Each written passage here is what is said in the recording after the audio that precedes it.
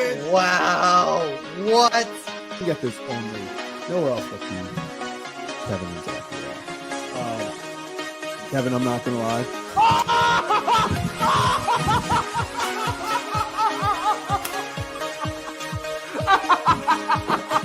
Now look at this. A carved penguin. There it is.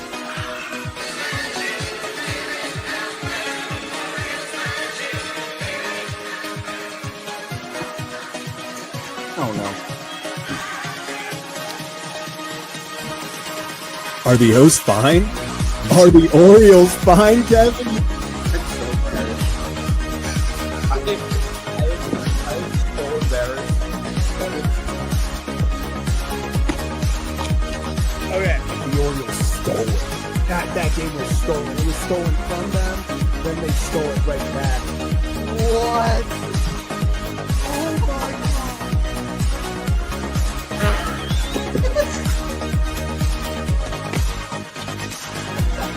Wait, what's going on? What is happening? What is going? Was it a diving play? He bobbled the ball. What is happening? Are they challenging it? No. Other wall. No.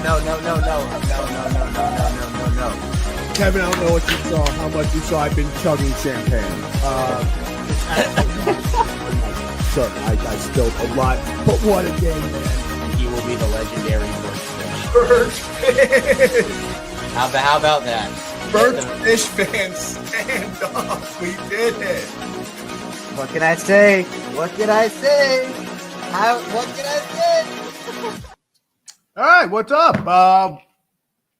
We're back. We're back, and the Orioles are actually on the clock. So we're jumping right into this. Perfect timing. Way to go, Zach. Love that. Orioles first round pick. They go Ike Irish. So, of course, we will have Kevin Ostreicher join us momentarily. Shit, Patrick Forbes just went. I can't. I really wanted him. That sucks. Am I missing something?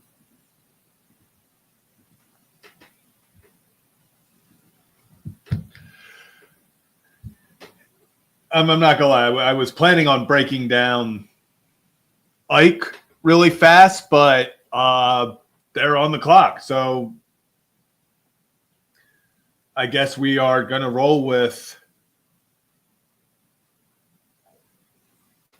this. So yeah, and smash that like button if you come in. Orioles reacting live to this Orioles draft pick.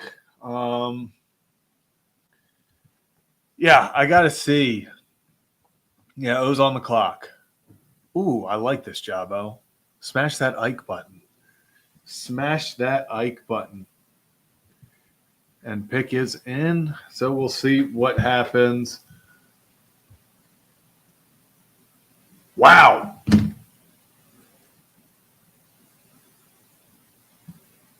Okay. So the Baltimore Orioles used the 30th overall pick on Caden Bodine, Coastal Carolina catcher. They're on the clock again. So back on the clock. We're staying on the clock. Staying on the clock. 2 catchers right now. Okay.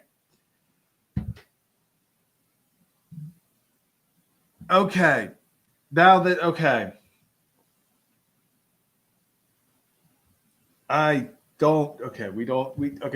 That's enough catchers. That is enough catchers. Okay.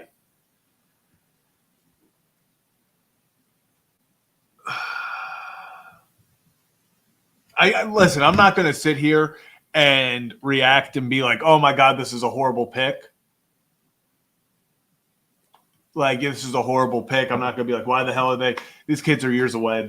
I don't know as much about it. We're going to learn about these guys shortly after we find out who the Orioles pick at 31. It should be one. And yeah, Ike is definitely more of a corner outfielder.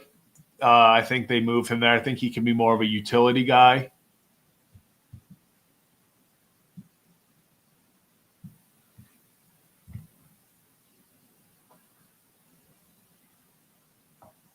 Pick is in. Let's and after this, we will move into kind of our dead period where we're going to learn about these guys. But I feel like you got to take, at this point, if you're not going to take a pitcher, take Aloy, catcher from Arkansas at that point.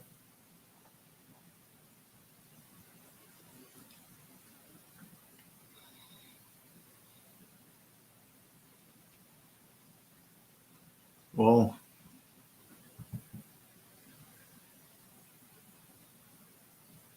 have we? They did it. Oh, Aloy. Wow. They took Aloy. There it is. There it is.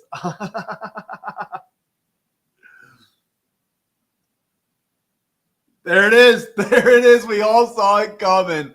And people thought it would be at 19, but Aloy was destined to be an Oriole. It felt like it was written in the stars. He was mocked to the Orioles. But, yeah, there it is. It looks like Aloy's coming to Baltimore. So Orioles used their first 3 picks in the first 31.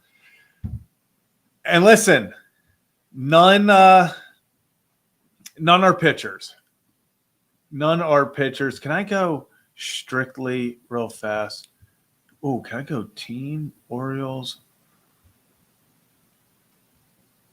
Just go. Oh, love this. Oh, love it. All right, let's go. Let's go over this. Let's screen share. Okay. So here we go, baby. The Orioles, they get the 11th ranked guy. Let's go off of the ESPN or MLB rankings right now.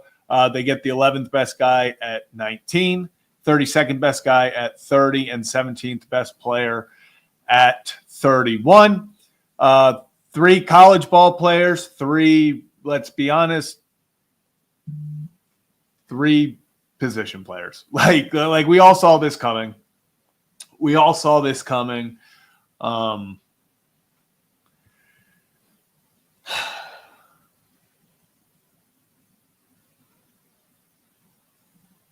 I'm happy with the Aloy pick. I think Irish, I've seen great things about him. I'm going to be honest, it sucks still. I didn't expect them to take a picture with the first pick. I was hoping with one of the first 3 they'd take a pitcher. I hope 37's a pitcher. I don't expect it at this point, but I just hope 37's a pitcher.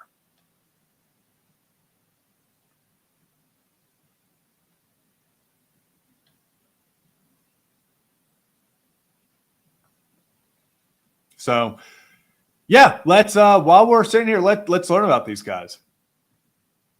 Let's learn about these guys. Caden Bodine. Bodine? Is there a way to, am I saying that right? Bodine. So let's go. So for those of you who are not familiar real fast with scouting in major leagues or in baseball, it is a 20 to 80 scale. Yep, 20 to 80 scale. 80 is like, top of the line. 20 is horrible. So usually you're looking for guys in that, 60 range as a good overall player. Bodine's got a 60 hit, 40 power, 30 run, 50 arm, 55 fielding, 50 overall. Not the best. But, and I'm realizing that you guys just cannot see what I just switched it to. Is it because that would be why. So let me try this.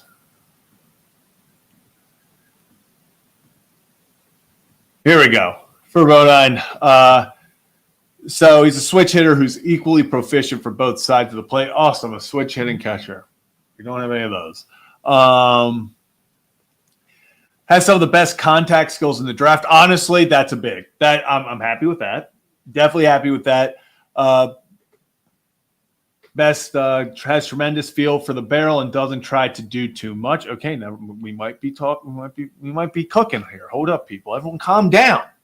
Calm down. I'm reading what I like. Focusing on controlling the strike zone and drilling line drives from gap to gap. Okay. All right.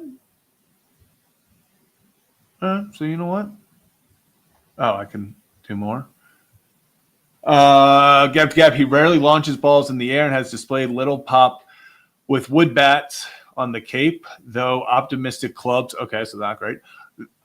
If you have to be referred to as an optimistic club about something, probably not the greatest. Optimistic clubs hope he'll be able to make adjustments to his flat swing and get to 15 or more homers per year. All right, so he's a contact guy.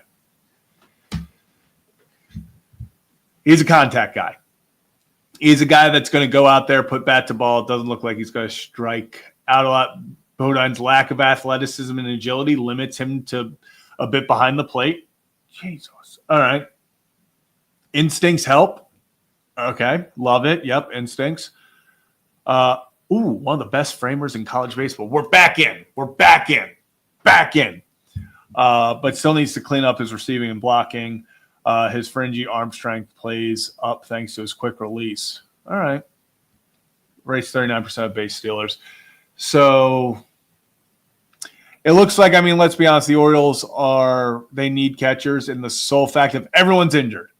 And so I get that. Would I have gone first round pick with the catcher? Maybe not. But it looks like maybe the bat they like. I don't know. We'll see. Let's move on to the Golden Spikes winner, Aloy. Let me share the screen real fast.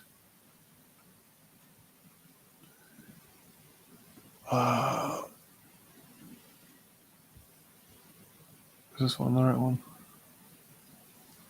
No, I just shared the exact same screen.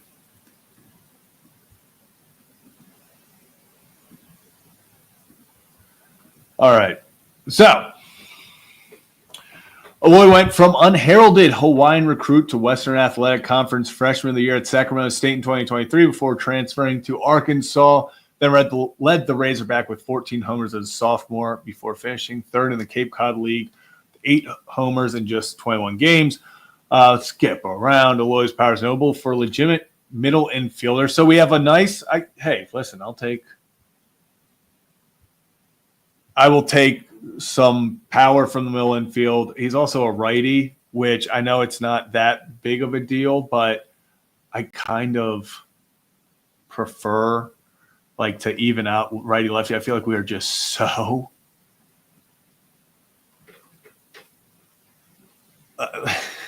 feels like we're so lefty heavy, especially in the minors still. I mean, you still have Messiah, you still have Beavers. It's just, I'm glad to at least see that he's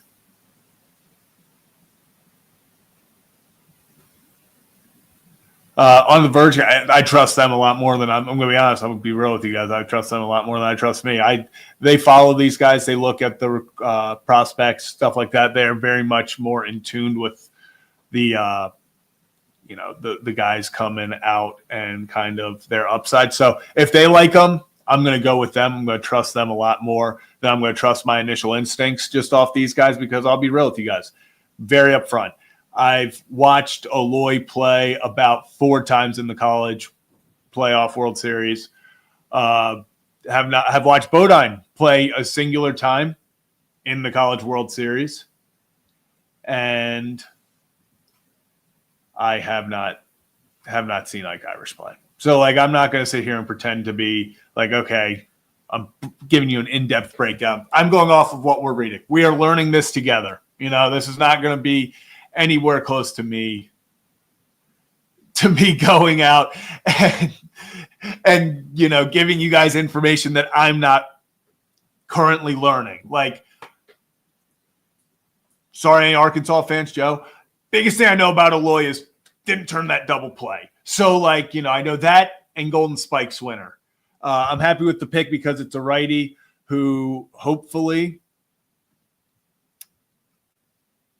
can come and bring some diversity to the lineup in that aspect.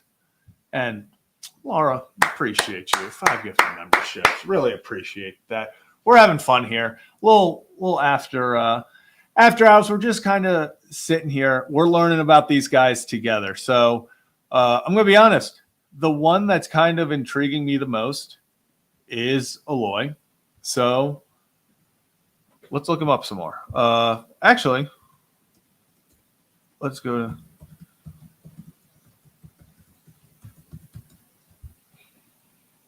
Nope, that's not what I wanted. All right, so we're going to go on ESPN right now. This is what we're doing. This is what we're going to do. ESPN, who's posting these? I don't know. ESPN, just ESPN. They're going pick by pick and giving player comps and stuff. So let's just go through. Let's go through with what the Orioles have gotten because honestly, that seems fun right now. That seems fun to me. So I'm going to do it. Here we go. Oh, just landed on Miami. That's a tough scene. Posted this on Twitter before. If you're not following me, at Zach Bollinger 18. So let's start. Pick 19, Ike Irish, the right fielder / catcher from Auburn, draft ranking number 11. I like that. That means Orioles got value. Who is Irish? A 3-year performer for the Tigers. Irish hit .350 with 39 homers in his Auburn career, including 364 with 19 homers this spring, when his OPS ranked second highest in conference play. SEC is damn good at baseball, so you like that. Let's look at this. Why the Orioles took him here. Where will he play as a pro? Good question. Jesus Christ. All right. Okay. Where will he play as a pro? Good question. But there's one thing that is certain about Irish. He hit as well or better than just about anyone in college baseball this season. Yes. There we go. And yeah, John, I will say this. I love the MLB draft because, like, in football, we'd be on pick 7 right now. We'd be on pick 7 in the NFL draft. And we're already at, 35? And we're 2 hours into this thing. Shout out MLB. I will say I'm glad MLB, the draft's on ESPN. They're doing a fantastic job. This is the best draft. Least talked about draft, obviously, because NFL, NBA, they're going to rule all that stuff. But, damn, O's already on the clock. Jeez, these guys won't let me talk about anything. Okay, Orioles back on the clock. Can they give me 30 seconds to talk about these guys?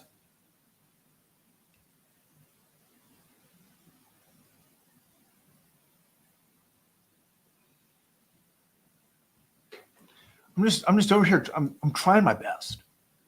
I'm trying my best, guys. I'm just over here. Yeah, it's the Brian Baker pick. This guy has to be Brian Baker. Whoever he is, he has to live up to Brian Baker's legacy.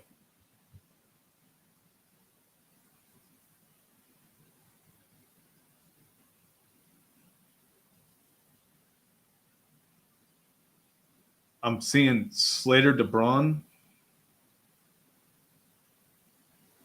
I'm seeing another outfielder. I'm seeing another outfielder for the Orioles. Yeah.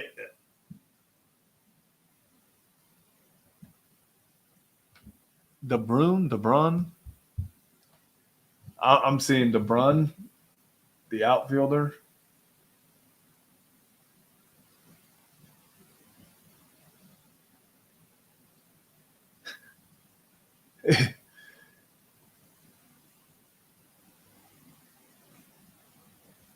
I'm waiting for the official,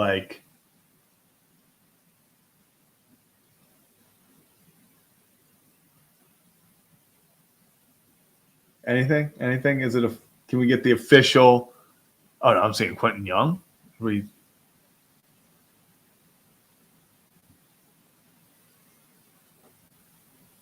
Are we getting? Is it because I'm seeing?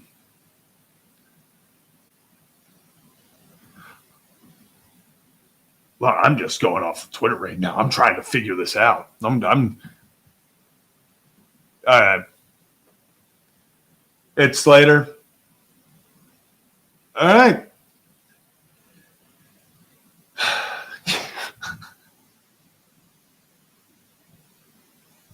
All right. A prep outfielder.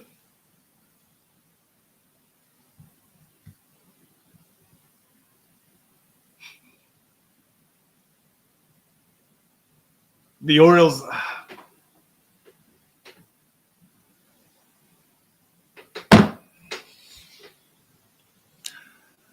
I really hope my disappointment in this pick, and I want to be clear, I don't know. Slater De Brun, he's a prep guy. He's a 18-year-old outfielder, high school outfielder.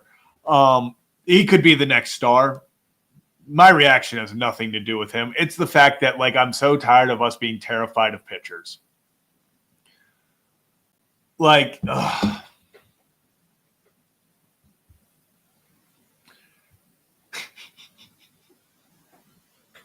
I don't know if I'll hate this pick, but and Thomas, I'm not gonna say I'm disappointed in the pick because it's like, oh, like I don't like Slater, or anything like that.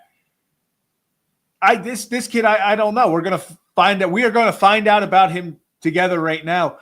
I just am disappointed in the realm of, like, would have loved to have gotten a high-end pitcher here.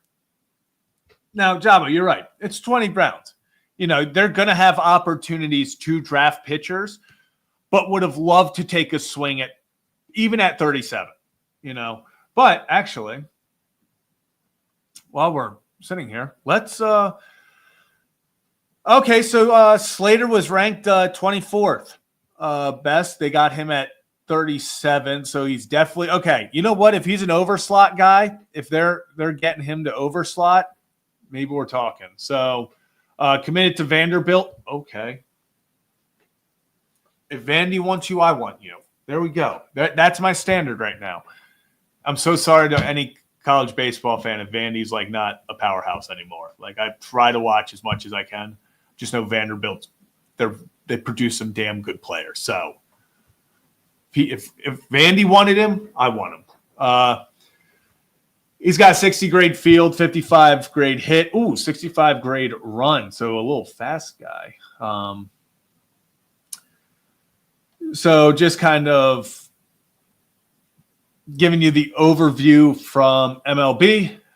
First jumping on the radar as an underclassman at the WWBA in Jupiter in 2023. De Brun's profile took a step forward with his performance on the summer showcase circuit. Okay, here we go. He has very impressive bat-to-ball skills with an advanced eye at the plate. High school, keep this in mind. Understanding that his job is to put the ball in play and get on base, then using his well above average speed on the base paths like that. Power may never be a huge part of his game, but while some evaluators worried about impact, De Brun showed up this spring with added strength and more ability to drive the ball from the left side of the plate. Of course, he's a lefty, displaying physicality. De Brun's speed is also a huge asset in the outfield. He has plus range and is an excellent defender who can play center field for a long time. Teams will want to be convinced that Vanderbilt recruit can impact the ball enough in the spring, but those who believe in him as a future table setter will continue. All right.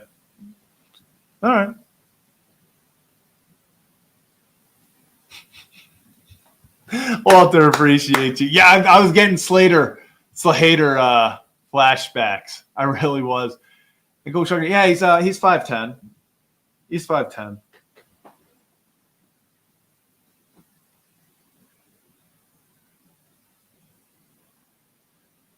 Trying to. All right, so the Orioles do not go with a pitcher in the first 4 picks. It didn't happen, but let's continue.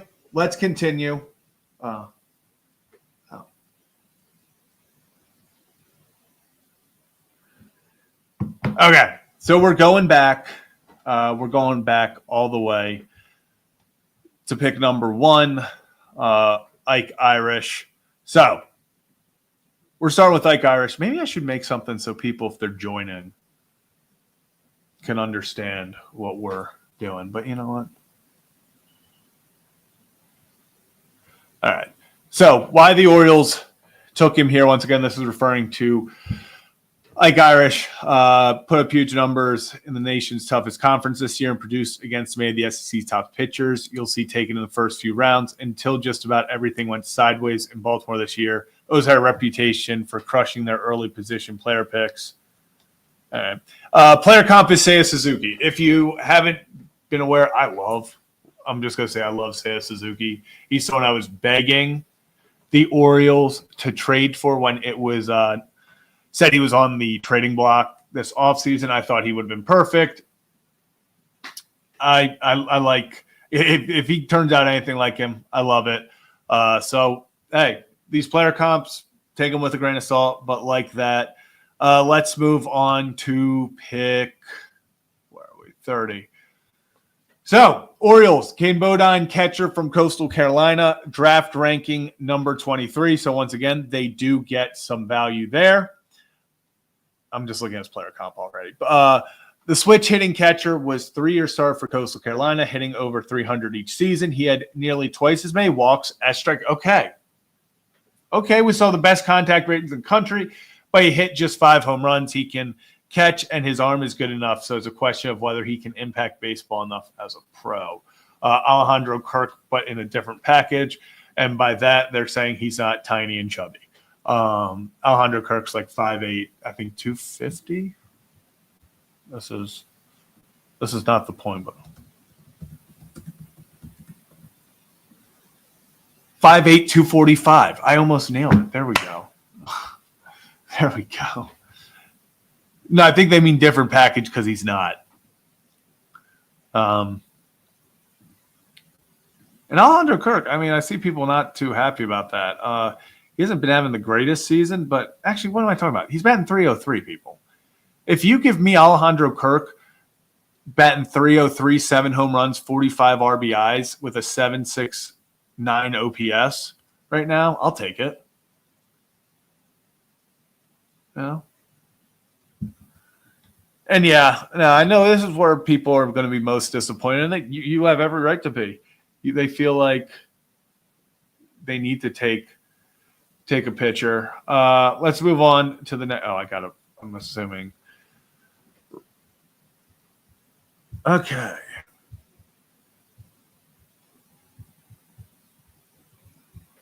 We're learning together. All right. If you're new to the channel, hit that like and subscribe button. We're, I think, less than 50 subscribers away from 2,000. So if you know anyone who enjoys Oriole content, reacting to that stuff, wants to join the community, it's free to subscribe.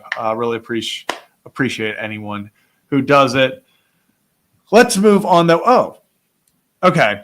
So they've added to Bodine. So let's read why the Orioles took him here.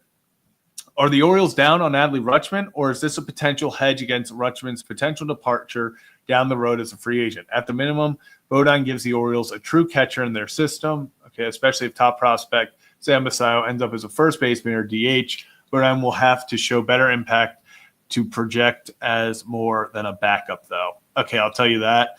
If you're already at your 30th, the 30th pick in the draft, and they're telling you need to improve on something, be more than a backup catcher, not loving that. But I like the bat to ball skills. If he can continue to hit, make contact, what's something that we talk about all the time with the Orioles that just drives us crazy? It's the strikeouts, not doing the little things. So that's where I like it. I see some people saying this is where you could have taken a pitcher. I agree. And I'll be honest with you, I think, and I'll just say this, I think if Arizona hadn't picked Patrick Forbes, I think that might have been the pick. I think. Let's go, though, to – guys, I'm going to be honest. I've just been saying Aloy. Is it Wahiwa? Am I saying that's right? Wahiwa? If anyone in the chat can tell me if I'm pronouncing that. Let me – actually, what am I doing?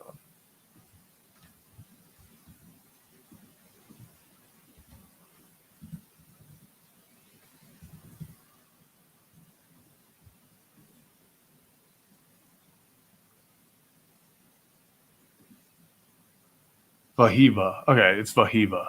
You know what? All right. Forgot. Vahiva. Okay. Vahiva Aloy. Let's go into why they drafted him. The Hawaii native started his college career at Sacramento State. We know about this.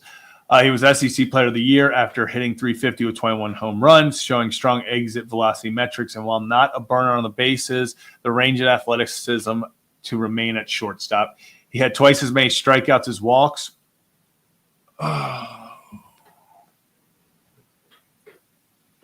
Whiffing over 20% of the. So the contact and chase issue will have to improve. You know what? Player comp Willie Adames, a real shortstop defender with plus power, but some contact concerns.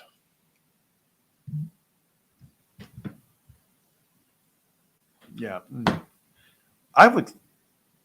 Kevin just asked me to send him the link. Is Kevin out and about right now? Is Kevin just casually out like, all right. I don't love that. Okay, I like the pick. I would love a Willie Adames, a real shortstop defender with plus power. Some contact concerns. Don't love that. Let's see if we've gotten anything updated since then. Kevin, I know you're behind the screen. I am trying to scroll down right now. I will get to you in a second. No, we have not. We have not gotten anywhere after that. Let's bring on Kevin Ostraker. Kevin, how are we doing? I can only stay for like 30 seconds, but I am inevitable. You called it. Ike is the future. I mean, I guess I'm invested. He has to be my new guy. Like he has to. Kevin, you need an Ike Irish jersey when he gets called up. Dude, that jersey's about to go platinum, triple platinum in the streets of Baltimore. Triple platinum. Hey, I think we all knew there were no pitchers being selected here, though. I mean, Kevin, I just talked about it a little bit before you hopped on. It's just I'm not like, and I said it's nothing against the four guys they've gotten. A catcher with the second pick and a guy who plays catcher and outfield with the first pick. Little worrisome about, okay, where do they see guys long-term with Rutschman, Basayo and them? Love Aloy. Listen, anytime you get the guy who wins what's considered the Heisman for college baseball with the 31st pick, he's got swing and miss issues, but, I like that. You get a high school center fielder with your 37th pick, a guy you're over-slotting. You're trying to get him to decommit from Vanderbilt and come there. You use some money, hopefully, that you got from the Rays. Mm-hmm. Maybe you make that happen. Maybe that's why they picked Bodine or at 30, because they knew that they could get a college catcher for less and then give the outfielder more. De Brun and Kevin, yes, his first name's Slater, and about 1 million comments have been made in the chat about me hating him. So, dude, Aloy coming back. I mean, they got Slater, like Irish, a billion catchers. Just like this is like a classic Orioles draft right here. Just going into the past to bring in the future.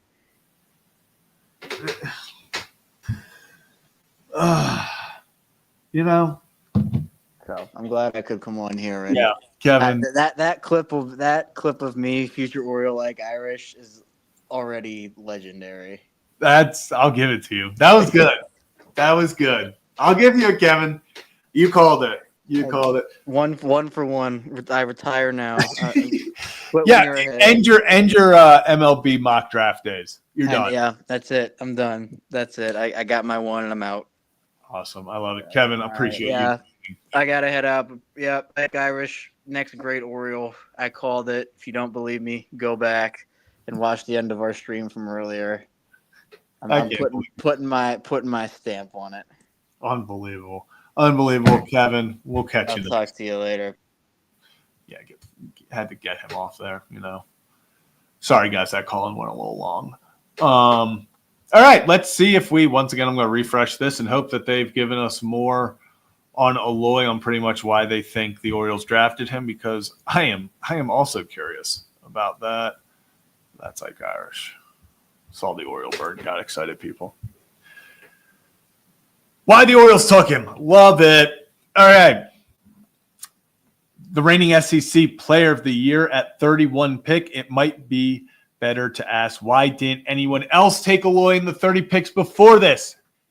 And it comes down to his tendency to produce more swing and miss than you'd like to see from a college prospect. But, I like a but after that. As we said when they took fellow SEC standout Ike Irish earlier tonight, Baltimore has a history of getting a lot out of this type of hitter, and the O's are leaning into college bats so far. All right. Okay. Have we gotten... All right. A shorter lefty. This is De Brun. Lefty swing outfielder De Brun, 34 in Kylie's draft rankings, is built along the lines of Slade Caldwell, last year's 29th overall pick by Arizona, or even better, another Diamondbacks outfielder, Corbin. Okay, I'm in.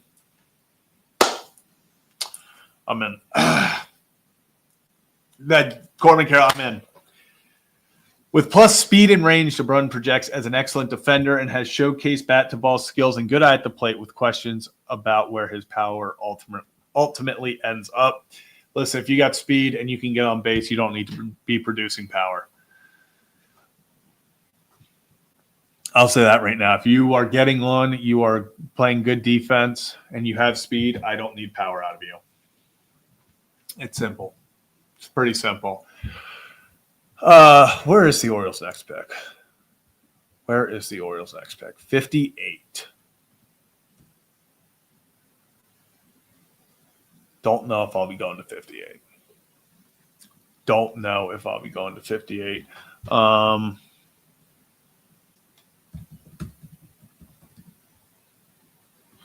Let's look at other. Is there any other places to give analysis? This is from CBS. I guess let's take a look at these. All right, so now we're moving on to what CBS thinks. Real fast.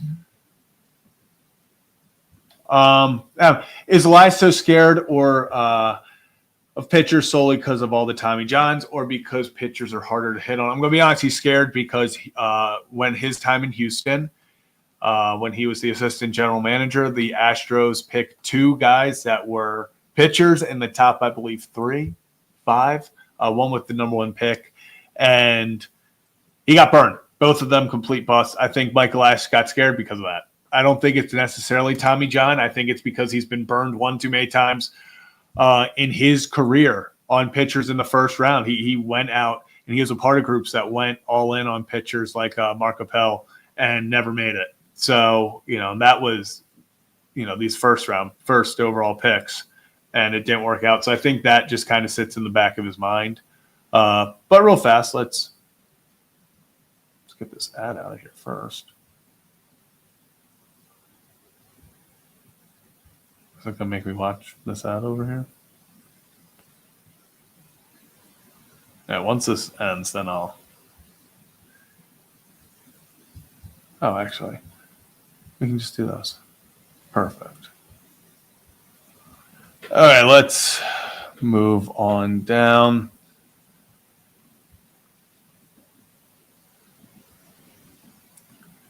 So let's go with CBS.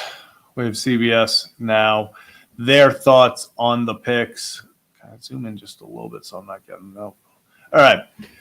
So Ike Irish, the center fielder, outfielder from Auburn. Irish's viability as a catcher has long inspired debate. His platform season didn't help sell the argument, as he spent most of the year in the outfield after an errant pitch fractured shoulder blade. Well, okay, well, if nothing else, it's clear that Irish can hit. He posted higher OPS in SEC play than outside of it, all while homering 18 times, swiping 11 bases, and continuing to employ an all fields approach. I like that. Let's move on. We haven't gotten to this part yet. We're just going over. Okay. Guess we're not gonna go to CBS because they're not They haven't updated yet. Let's see.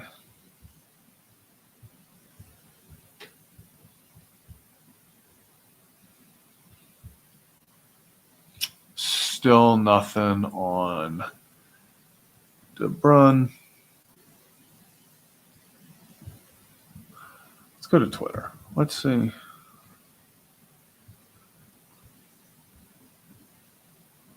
Let's see if we can find anything about these cats.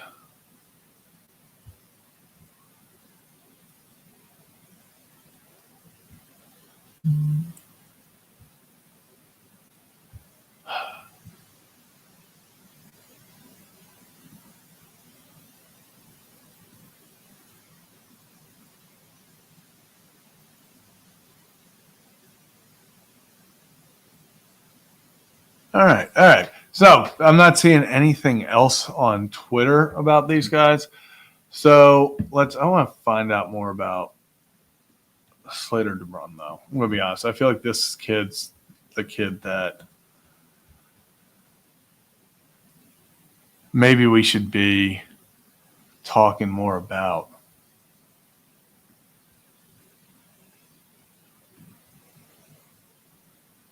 Wait, hold up.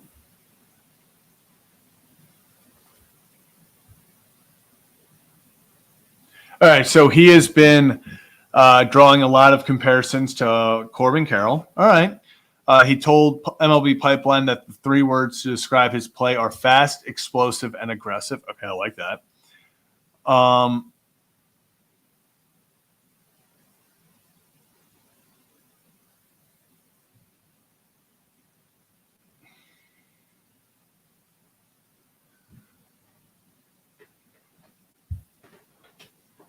Okay.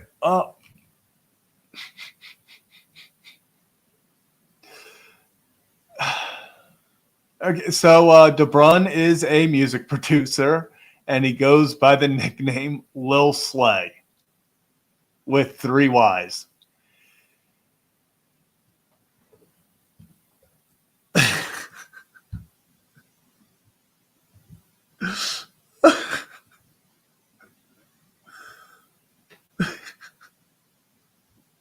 I can't. I'm not making this up.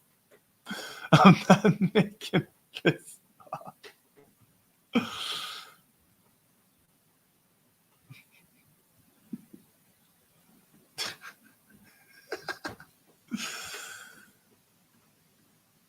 Oh.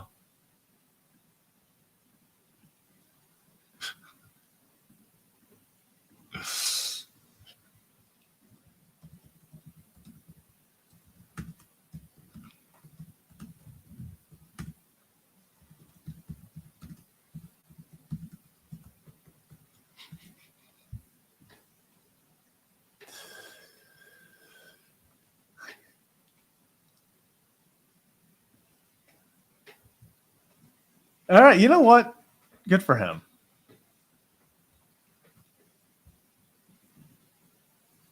You know what? I like this. Lil Slay, can he play? You know? This is awesome. Good for him. That's sick.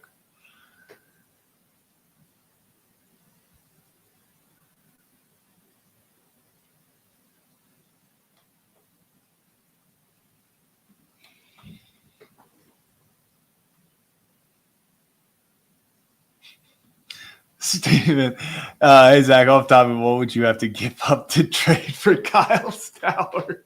I don't know. Probably a lot, because I think Miami got a good one. I think he's happy in Miami. I think Miami's very happy to have him. I don't think they're going to be giving anything. I don't think they'll be giving Kyle Stowers up. I'm not sure, but that would be – I would love Kyle back. I would absolutely love Kyle back. And this is the thing, you know, Elias overall has been a fantastic drafter and a fantastic scout. Like, that's his MO.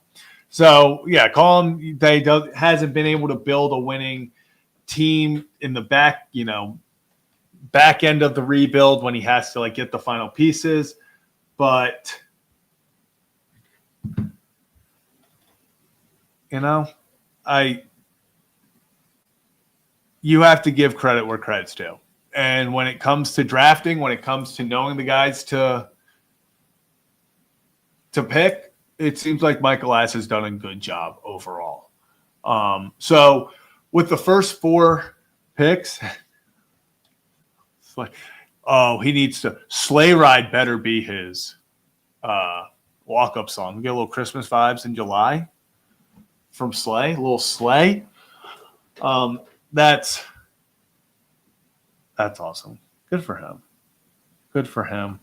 So the Orioles 4 draft picks. Let's toss them up one last time before we get out of here. Why can't that? Will be draft tracker. Let's go for the Orioles. Next pick is at 58. What round are they on right now? Or what pick are they on right now? Just have pick 43. Is that correct?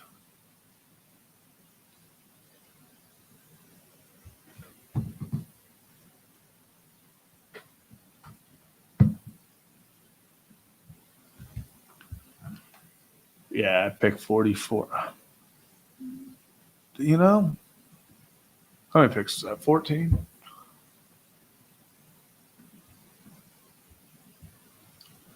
At pick 44 right now.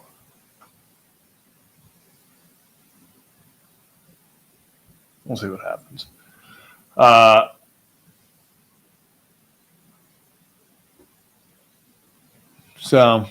Yeah. You know what? If the Orioles pick some crazy player, someone that falls, maybe we'll react a little bit more. But gonna see what we got. I'm looking to see if I would like some more stuff on Slater De Brun from ESPN so we could go over it. Come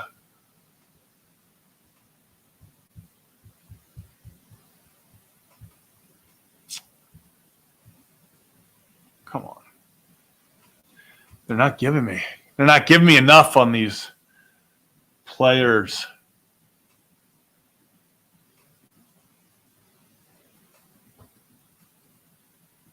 They're moving through this thing pretty quickly, though. I might end up just staying on till 58, see what they do there.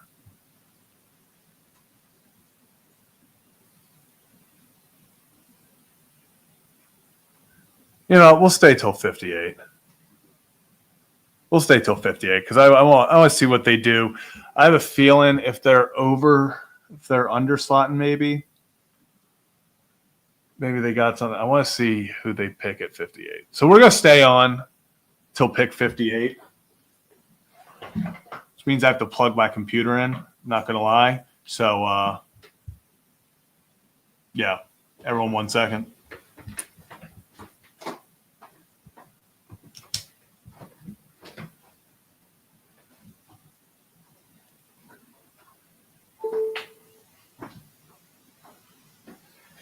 And we're back.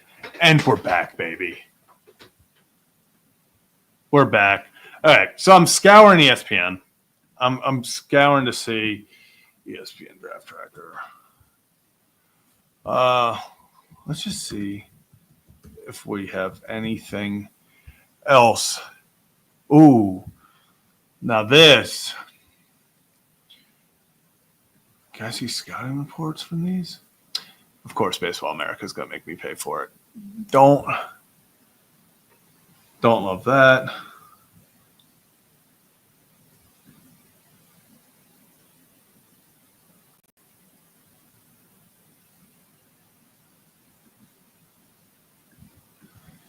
Would love it if we could actually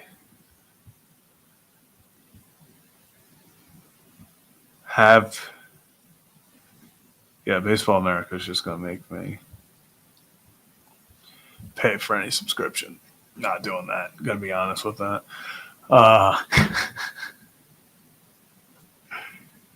Might have to. Might have to.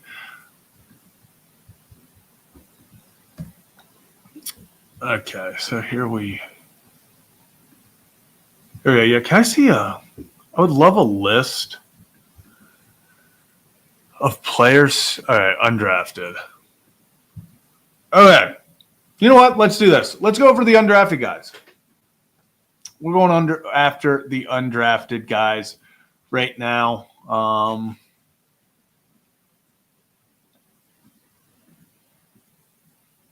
There we go. I'm assuming this is up to date. So this is according to MLB.com Draft Tracker. The top remaining guys are a left-handed outfielder, and a left-handed outfielder. So if any three of them fall, I bet you I know where they're going. Gosh, a lot of high school guys. Okay. So in fact, yeah, and are most of these guys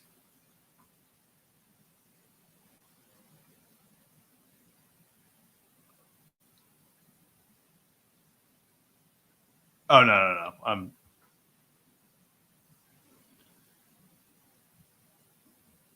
all right. No, so I was getting that wrong. Not high school guys. I was looking at them giving the state. It's on me. Hand up. That's on me. Hand up. That's on me, guys. I'll just say it out loud. So, it's going to be interesting. I'm not seeing, especially for people who want pitchers. Why the hell did that just happen?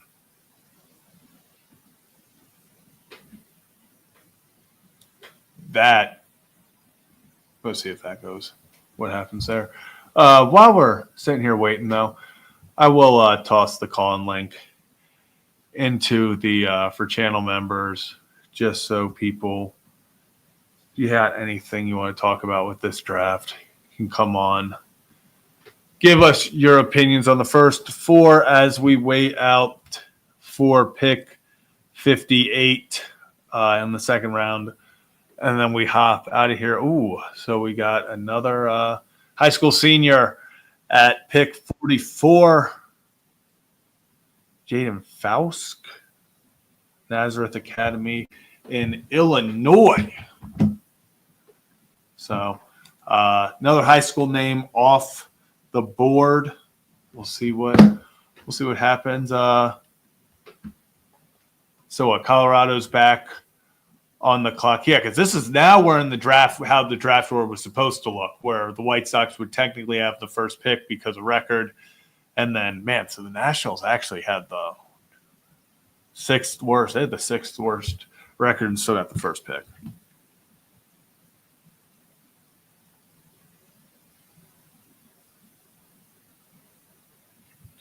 Awesome.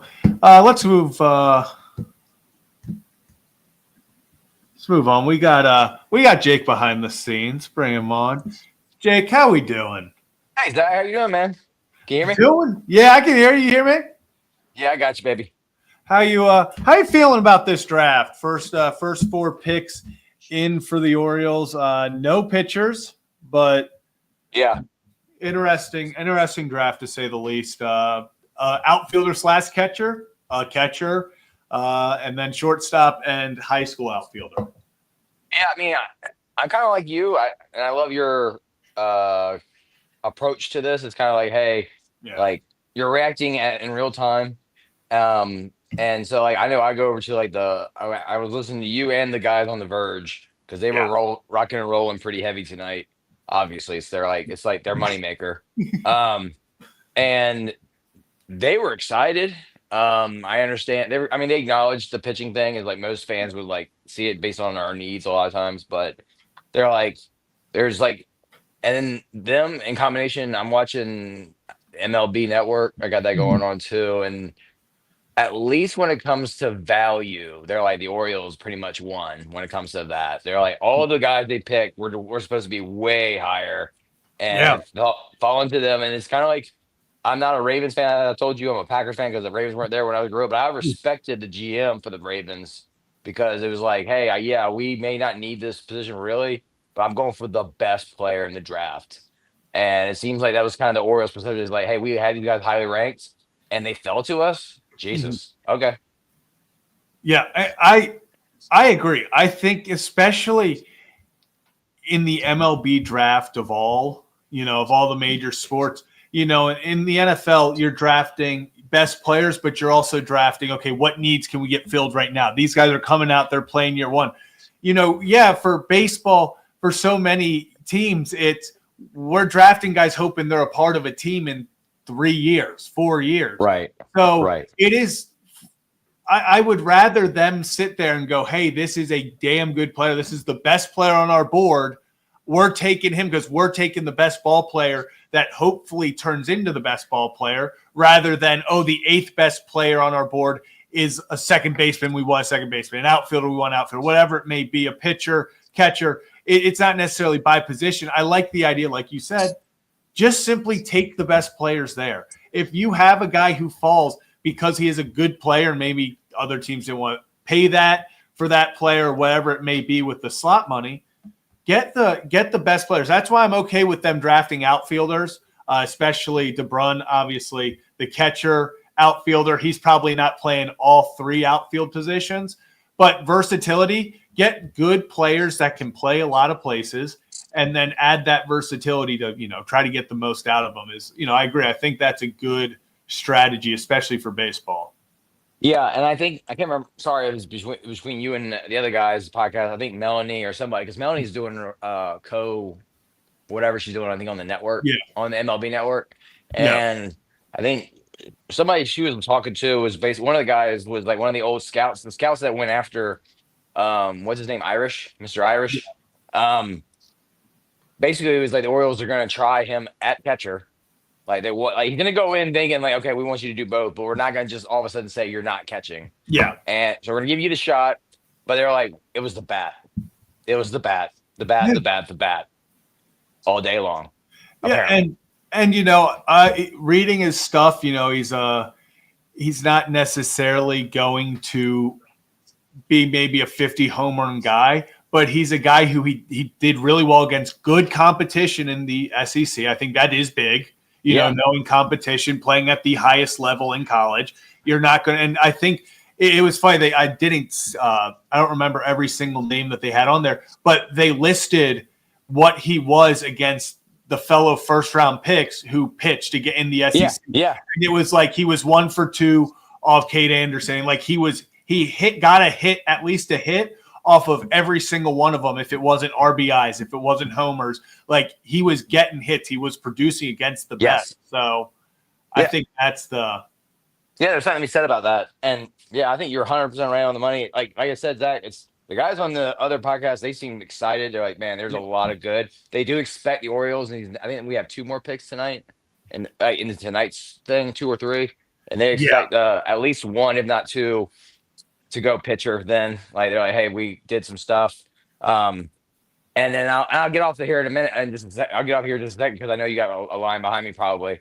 I was gonna say last night, Shorebirds were in town in Fayetteville playing the Fayetteville Woodpeckers, and so I got to see Nate George, and I was like, I want to see this kid, and the dude looks like a major leaguer. Like, dude's got ham hocks. Like for a 19-year-old, he's got hamstrings. Like he moves smoothly. I think he went 1 for 2 stolen bases, but I mean, you watched him; he was flying around there. His bat was lively. I don't think he got a hit last night, but today I think he went 2 for 4, 2 for 5, like with some good hits. Like I am fascinated. I'm telling you, dude, that kid looks the part. Yeah, and sometimes that's the thing. There's that human element of some guys just look the part. Maybe the stats, the analytics won't always, go off of it or show it. But sometimes some players just look the part. They go out there and you watch them play. You watch the way they move. You talked about how he moved and, being fluid. And sometimes you just look at a guy and you're like, that's a ball player. Yes. Like we have some players on that team. I know that I actually asked the podcast guys from The Verge to hey, give me some names to look at besides him. And they gave me some. And we got some players down there. They're getting better. But I'm telling you, like that dude, he's gone. Was it Aberdeen next or Billy? Yeah. Aberdeen. Yeah, he's gonna be gone. I wanted to catch him because I'm like he's gonna be gone in a couple of weeks. Like the Yeah. dude is. I'm telling you, for a 19-year-old, I'm like that dude must squat at least 500 pounds. Oh my God. Has to talk about, Yeah. and those are that athletic freak ability, like, Yeah. you know, and that's the thing. And that's what you love, you know, you Yes. get athletes, you know, if you get Yes. athletes, that you can never have too many athletes. 100% agree. 100% agree. Yeah, man. Awesome. Well, I'll let you go, Zach. I know you got more, but hopefully we get some good picks the rest of the night, man. Hopefully, Jake, appreciate you as always. We'll catch Hi, you, my brother. guy. Awesome. Next up, we'll get him on. I know he's excited. We got Joe. Aloha. They did it, Joe. Aloha. How you feeling? We're good, man. It's going good. We gotta do it, right? We gotta Yeah. do it. Woo, Big Big Suey. Woo, Big Suey. Woo, Big Suey. Razorback, baby. There we go. There Had we to get it out. Had to get it out. I'm loving it. I'm sure you're hyped, Joe. You know, It is, got your guy. I thought he was going 19, but I'll take it. And we got Coastal and then Arkansas back to back. I mean, you know, Hey, good for Jason. We you know, we're friends. yep, love it. And you know, we had a good evening. And the Dodgers stacked 2 Razorbacks, so you know, Yeah, we'll I'm see. not a Hey, Dodgers fan, but I'll take it. we got Arkansas putting on a show tonight, Joe. That's for sure. I would have yeah, liked to seen I Root was in hoping- orange. I liked was to seen Zach hoping- Root in orange, but you know, Yeah. it's a long way to go. We'll still plenty of Razorbacks on the board. Still playing Razorbacks on the board. A lot of Hopefully- high school players in that first round. Yeah. Lot of high school players in that first round. so I don't remember that many high school players in the first round in a long time. no, a lot of teams taking risks with that as well. So maybe, hey, if the Orioles strategy is to take all the best players that are falling, that's fine by me. It you know. works too. We're and you know, I hate to say it, Heston's playing really good ball in AAA right now. I think he's going to be this year's Kyle Stowers. Right. I hate to say it, but if he keeps producing for 3 weeks, it's probably his time. Yeah. Hey, you know, and maybe if he goes elsewhere, I wouldn't be surprised at all if he has a Kyle Stowers season next year where he goes out, he puts up 30 home runs, drives in 100. You know, he has that potential. I know he's got the leg kick back. So we'll see what happens there. But definitely think if they get rid of him and he got a fresh start, I think he would do very well with it. Still would love for him to produce here.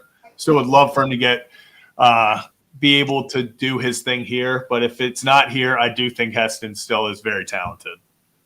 Yes, sir. Well, we're getting ready to get dinner going. I've been feeding the dog, hand feeding him while I'm doing this. So Love it, Joe. multitasking. They did it, Joe. They did Appreciate it. you as always. We got it. We got him. I say 2027, 2028. You see Aloy.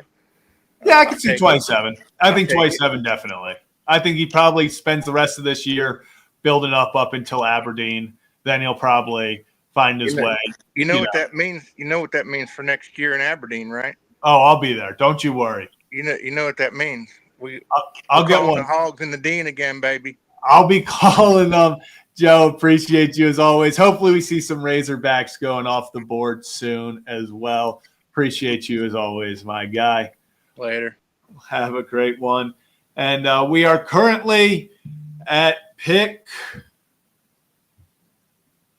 So pick 51 just happened. Aaron Watson from Trinity Christian Academy in Florida, a pitcher going to the Reds. Wow, we actually just had 2 straight high school pitchers going off. But let's head to our next call-in. We got Ray back there. Ray, how we doing? So I wanted Aloy, and I think we went 3 for 4, but I think the reason the Bodine pick is because I wanted Aloy there, and I was afraid they weren't going to take him.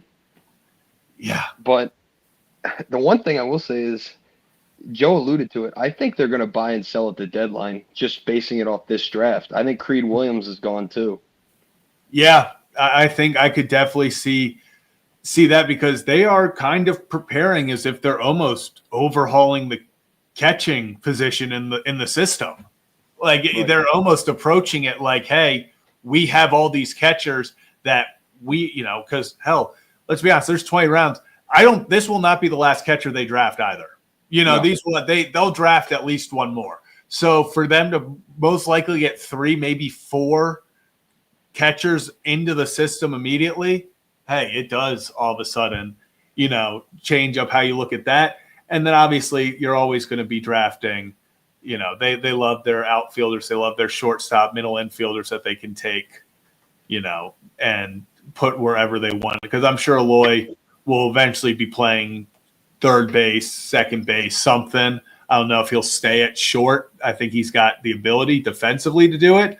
But we'll see what happens because, yes, there is still Gunnar, there is still Jackson, there's still Westy. So we'll see how that goes. But I think that's why they like shortstops. You can kind of put them anywhere. Right. And I will say, I know a lot of people are upset that we didn't get a pitcher, but I will say baseball is so different than every other sport where, like the Ravens, they had a need at safety. Okay, you pick Starks. Yeah. For baseball, you can't just go, well, we have these holes in the rotation. We should go draft pitching because you're not going to see him for 3 years. You don't know if the Orioles are going to go trade for 3 pitchers in the next year. Mm-hmm. Yeah, and that's the thing is it's not gosh, I think, when the Phillies just took Gage Wood, they were saying maybe at the end of this year if they want to throw him in the bullpen, but that's unprecedented. Like only a few players have ever done that. Right. So, you're not, like you said, you're not drafting guys that are going to suddenly the Orioles aren't sitting there going, okay, we need an 8th inning guy this year. Who should we pick to go do that? Like they're picking for these guys to develop. And in all honesty, they're picking to hope that some guys turn out and then hopefully you can trade other guys for value. Well, that's the thing too, is I think we get lost in that. Like yesterday, for instance, with Rodgers, we're singing his praises, and then Stowers goes 5 for 5, and we're all like, what a stupid trade. It's so horrible. It's like it's because this fan base is so starved for a championship that you want them to think that the guys you're going to draft are going to be up next year at opening day. Yeah. It's not realistic. And Elias's job is to protect the future of this organization. It's different than any other sport because, at the trade deadline you hear the all-in term, but you're not trading an entire farm system literally. You still have guys you hope to develop. To where NFL, NBA, you can go all in on a season. Oh, yeah. You can literally, and especially you can build through the draft so fast in those as well. Like if you have the top pick, okay, that can change your franchise immediately. Cooper Flagg going to Dallas, they all of a sudden, they're like, okay, they're like, okay, we're competing again. The NFL, you pick a quarterback first overall, you're competing again. You have that's what happens when the NBA rigs it, but yeah. Yeah, exactly. But, you get those guys that can come in and immediately the next year change the dynamic of your franchise. Baseball, you're not doing that. Closest thing we've had to that was Paul Skeens last year or 2 years ago, then coming up last year. And now he's absolutely dominating and losing every game because he pitches 8 innings of 1-run ball and then loses 1-0. So even that is not changing your, franchise. Right. You can't necessarily rely on just building through the draft on we have to draft for needs. You have to draft the best players and then hopefully some work out and you can use and others you can trade for valuable assets. Right. And it's all about putting yourself in a healthy position. Not every player is, hey, we're drafting him because we hope or we think he's going to be a starter one day. It could be we could draft this guy because he's going to develop to a point where we could trade him in 2 years. You don't know what these GMs are thinking like that in terms of each of these players. Yeah, exactly. And that's the thing. I'll tell you right now, if Bodine, if Irish, if all these guys are catching, Basayo, Adley, if all of them are playing all-star level catchers, that's not a bad thing. Like you can get value for like that's the thing. If guys pan out and are good and you have a backlog of positions, you can then trade those guys the access to hopefully get more talent that way that can be an instant impact. Can you trade 2 prospects for a veteran that's going to help you right away? How many guys that were drafted in the mid rounds did the Orioles flip for a Zach Eflin last year? It's Right. not always the top end guys.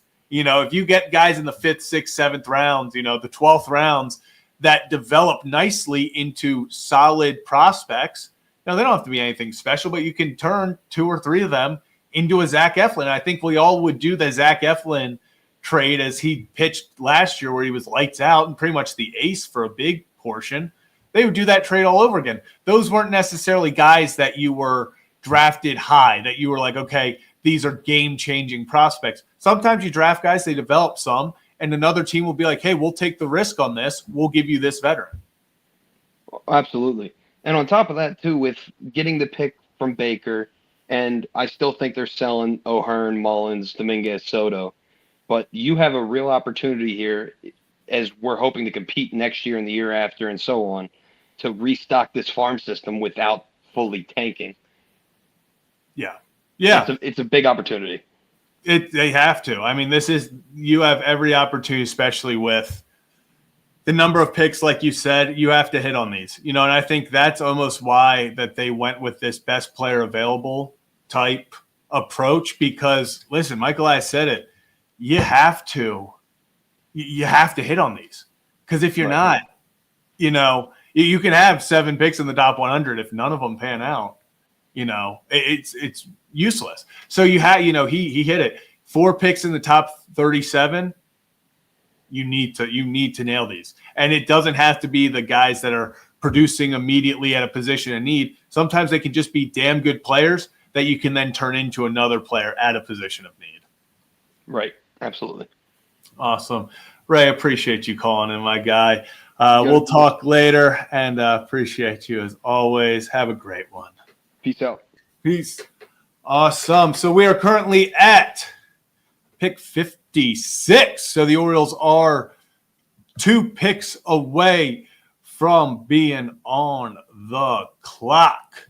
We'll see what they do at pick 58. Has ESPN, have they updated anything to give me a better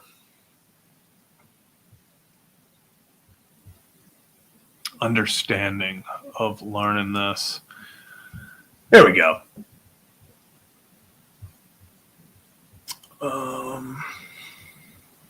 No, they have not. They have not ended. They have not added anything to this. Has CBS or anything? ESPN's telling me that. So we're on pick 57 already. Kane Kepley from UNC. Can I get scouting reports on all these guys? I'd love to see what they're saying about. No, just this stuff. All right, so we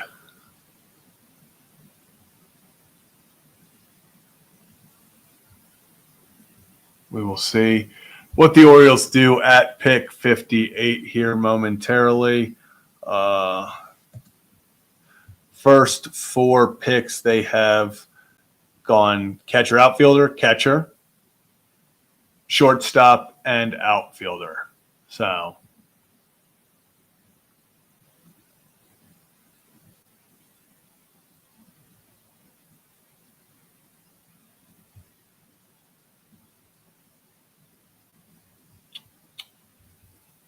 here we go.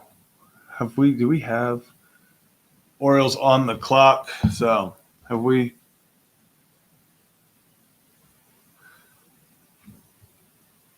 We got any? Anyone know when we picked? Is that out there yet? Let me see.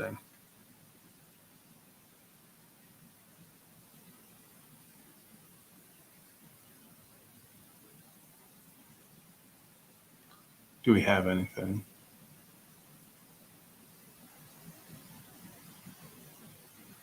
Do we have anything?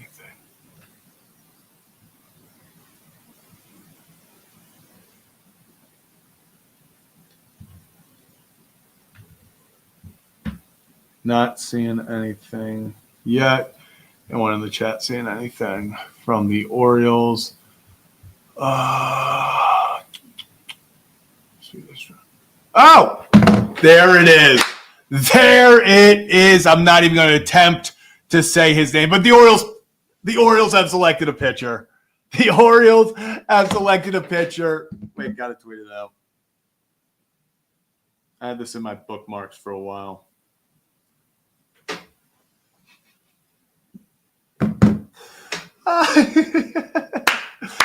Everyone can be happy now. Everyone can be happy now. There it is. I know everyone wanted a pitcher. They got a pitcher. You want a pitcher. You get a pitcher. Let's talk about him. Let's find out about him together. Guys, I'm going to be very honest with you.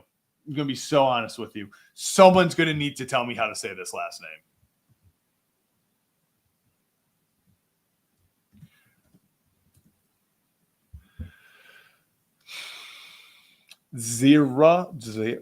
Guys, I'm not.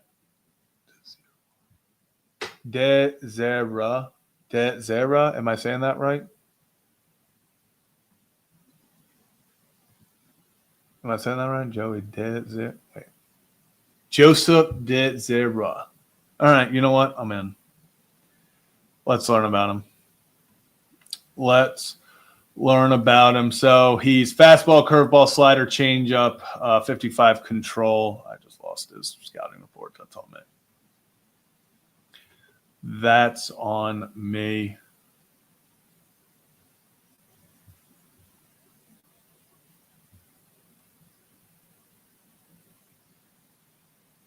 Oh, shit. Okay, you know what? You give me. He's 6'8".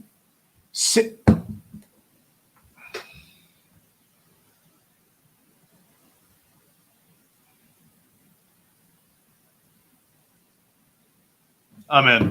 6'8" lefty. You tell me they can't work with that. That's what I'm talking. You know what?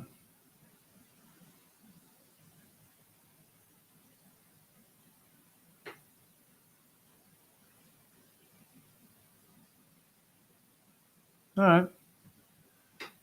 So, let me come back.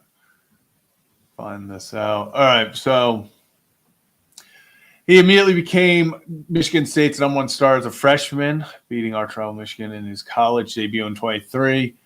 He hasn't relinquished that role since. I love a guy who's a number one. Entered the transfer portal last summer. Before coming to Vanderbilt, only decide to. So Vandy wanted him. I like that. Improved fastball and changeup, have him poised to go in the second or third round. All right.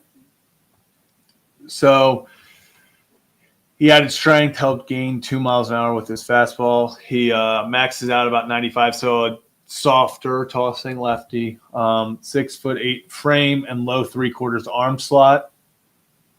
His ability to sell his low 80s changeup with depth and locate also helps his heater play better. All right. You know what? His size and arm angle help him hide the ball well and create deception without compromising his ability to throw strikes. The Big Ten Conference Pitcher of the Year. He can pinpoint his entire arsenal wherever he wants, pounding the strike zone and also working the edges as well. He offers a high floor as a near certain starter and could fit in the middle of a rotation if he can find a reliable breaking pitch. You know what? I like that. You give me a 6'8", crafty, weird, deceptive lefty. I'm telling you right now, I love this. I love this pick solely because this is a frame that you can work with. 6'8", weird release point, deceptive lefty. See, someone asked how old he is.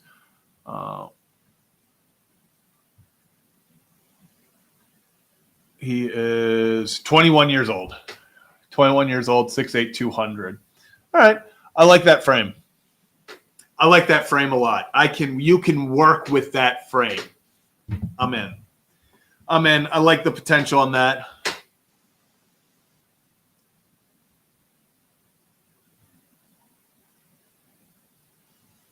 I'm in. I like this pick. If you're going to draft a pitcher, I'd rather, honestly, I'll tell you this right now. If you're going to draft a pitcher, I'd rather it be a guy like this than a guy who just throws 105 and they're like, he can put it somewhere. I would much rather it be a guy like this where it's a guy who's going to sit mid, low 90s, touch 95, but mostly he's going to rely on deception and using that long frame. If he can continue to I think if the Orioles can get their hands on him and just be able to mold him and keep that deceptiveness, use his length to his, benefit. I like this pick. Once again, I'm not going to sit here and tell you that I've ever watched this kid pitch. It's not what I am. I'm not a draft expert. I'm not a prospect expert. It's not who I am. I am here to react to who the Orioles are drafting, find out about them, read the reports with you guys, get a little bit insight. Listen, these reports are not final. They're not set in stone. A lot of them are going to be optimistic. Most of these guys will not be the impact players that they're projected to be. But I like this a lot. And yeah, he doesn't, it doesn't mean he's going to be an ace. Sit there at a mid rotation guy.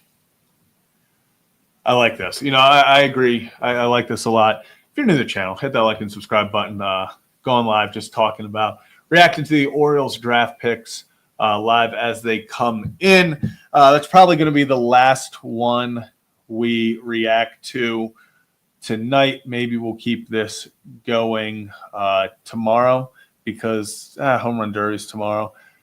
Actually, wait. Orioles have pick 69. Okay, I'm staying until 69. Hold up. All right, scratch that. I'm staying until pick 69. I'm not going to lie. I planned on this stream being like 25 minutes. We're already an hour over that, so I might as well go to pick 69.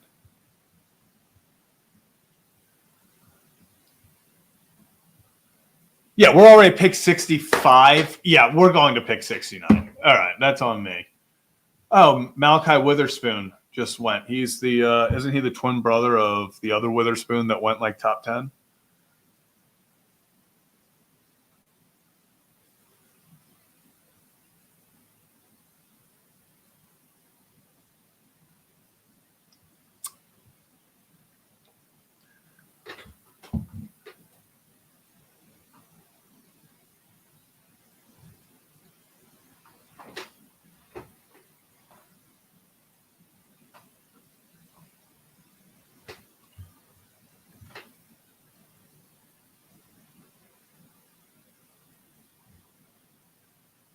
Trying to scour Twitter right now, see how people are reacting to the pick. I'm sure everyone's freaking out that they finally took out for a pitcher. So actually, speaking of the On the Verge guys, 91.2 innings pitched this season with a 2.36 ERA, 28% strikeout rate, and a 5.9% walk rate. All right.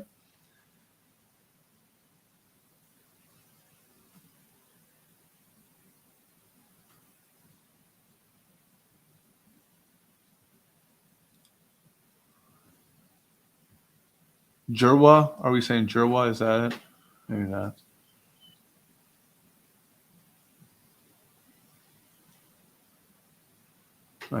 And Steven, I see. How do you think the rotation looks when guys come back? A-stars move to the bullpen, Povich, Wells. Yeah, I'm assuming Morton or Sugano get traded. Probably Eflin as well. I think one of those three definitely. Wells, I think, could find himself in the bullpen. Bradish, obviously. Povich could be in the bullpen. I don't think right now. I'm honestly not sure where Povich fits because Eflin's going to come and take Brandon Young's spot. And then probably Povich is going to be stay in AAA until a guy is either traded. So if a Morton, if a Sagano, if an Eflin are traded, then he'll take that spot. So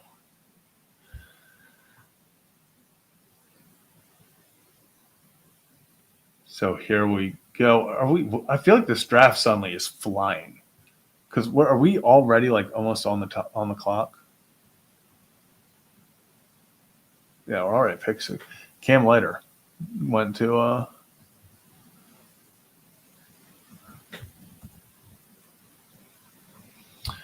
how far is ESPN doing this? Because if they are talking pick 58, I'll read it. No, they're not. They're not giving that. So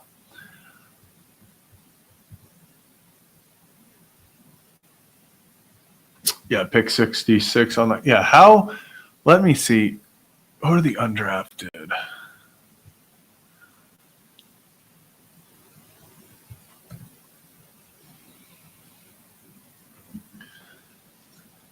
Not gonna lie, this Max Bellew guy, left-handed outfielder. I feel like that could be a guy. Mason Neville, left-handed outfielder from high school. We'll see. I'm not sure. Gosh, we're already on the clock.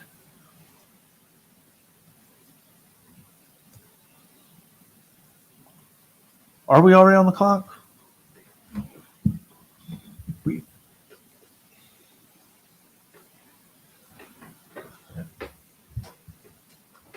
Are we already on the clock again?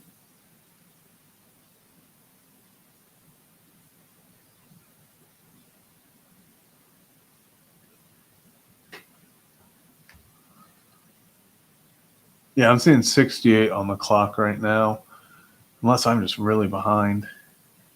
Dean Moss, IMG Academy. Yeah, IMG's always got some damn good players.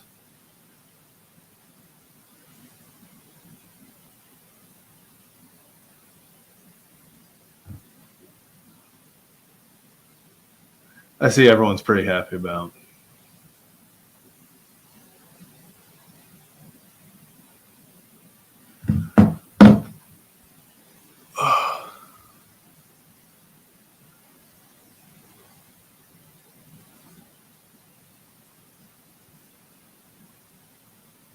Here.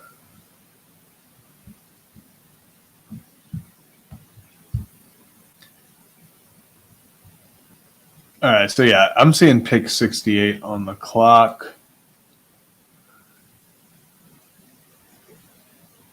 Hey, if Bauer's throwing, I'm seeing you guys talk about Bauer in there. If he's throwing 105 as a high score, that's a little scary, but hell, I'll take the chance of it at this point.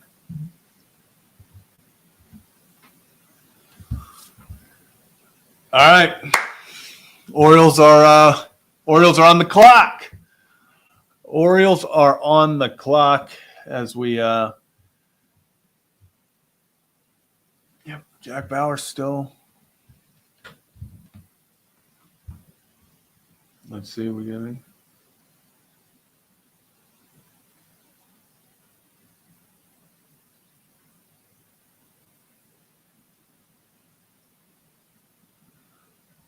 All right, everyone, I'm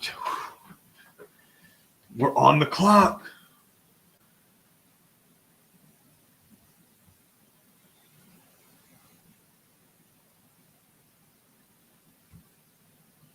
I'm not gonna lie, I'm going back between you guys in the chat to see. I'm refreshing Twitter an uncomfortable amount. Anyone got those spoilers? I feel like. Oh, pick is in. Oh my goodness. JT Quinn, is that what people are saying?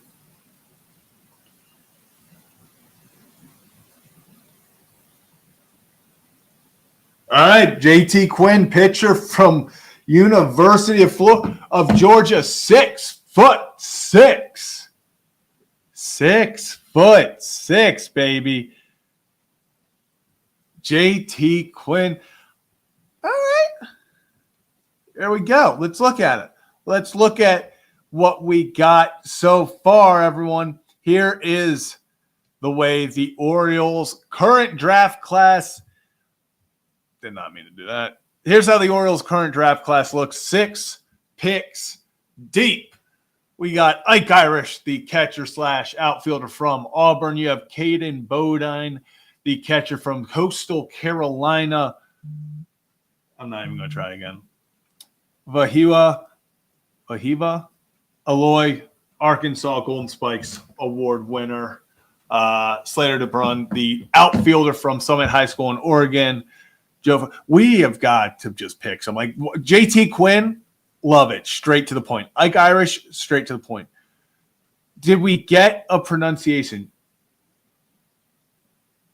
I saw someone up here put, it's going to take me a minute to get his pronunciation. But my boy Joseph.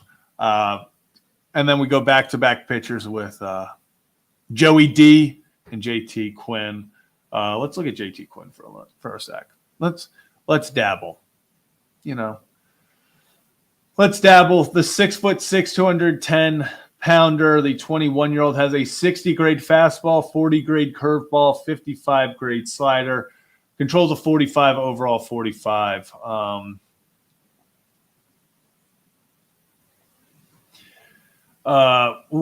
Quinn's mid-90s fastball peaks at 98 with arm side run, and he can blow past hitters up in the zone or throw it downhill with a downhill plane towards the knee to induce ground balls. His mid-80s slider features down or break and his main put-away pitch. Upper 70s curveball. Operates exclusively from the stretch. Listen, I'm seeing another 6'6" guy. Jerwa. All right. Jerwa. I gotta get that down. I gotta get that down. I'll be better. I'll be good. So this seems like a 6'6", 210-pound guy. I think this is another guy sort of like Jerwa, where it's all about the size, the stature, and just the overall what they can do. They're getting big guys. They're getting athletes. They're getting, obviously, this guy throws a little bit harder, touching 98, opposed to Jerwa, who's sitting in the mid-90s and can touch 95. Overall, I think these are two pitchers that you're going to see. I don't think fly through the system. I think these are two guys that they are going to hope that they can mold into very nice players. I don't know. Maybe we see JT Quinn.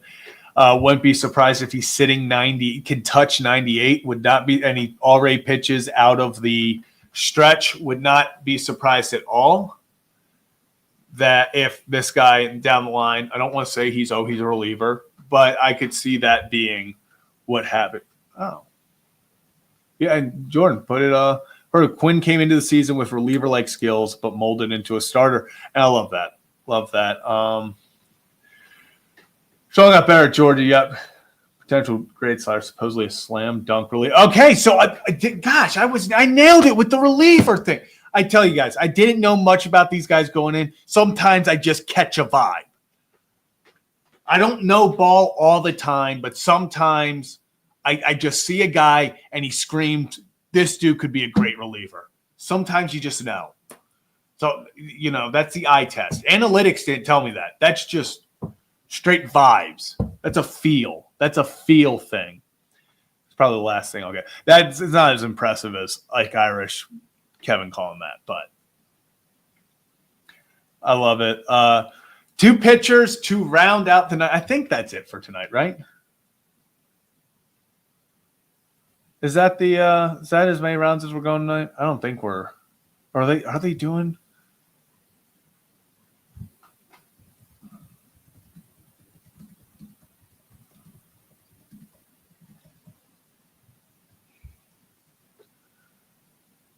They're doing rounds 1 through 3.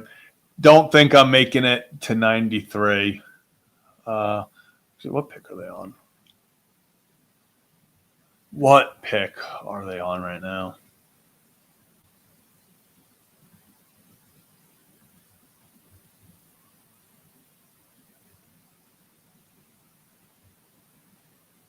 Yeah, they're only on 73. So, here we go. JT Quinn. Let's see, as ESPN or as anything. Let me look up JT Quinn. Let me see what people are saying.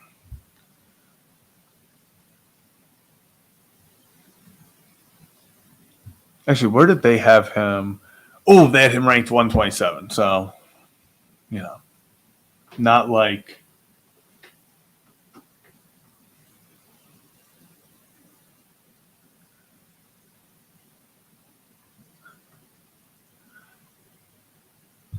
All right.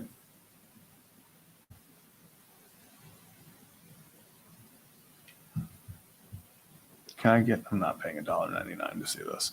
I'm trying to see if I can get anything on JT Quinn. Catching up.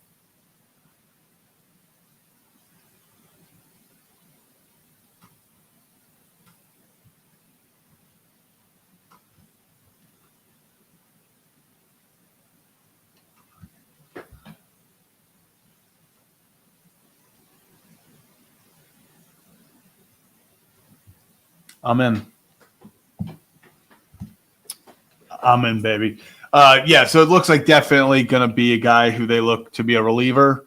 Hopefully it pans out for him. I mean, that would be ideal. Let's go back to the Orioles.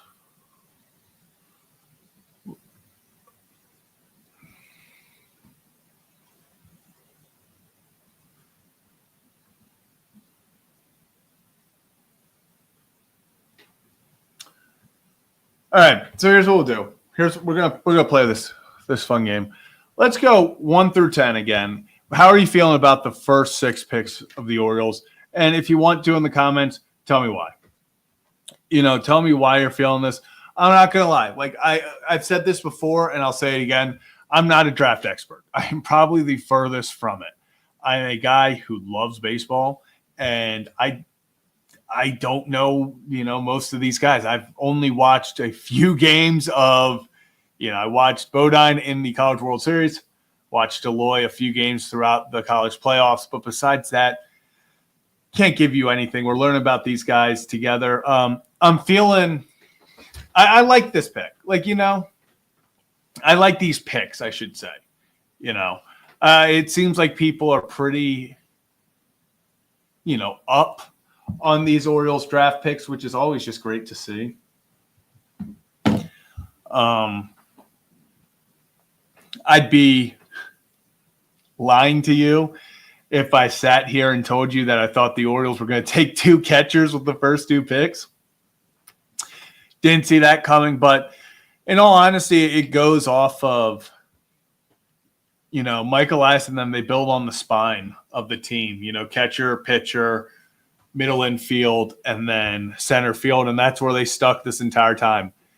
Catcher, shortstop, center fielder, pitcher. That's kind of where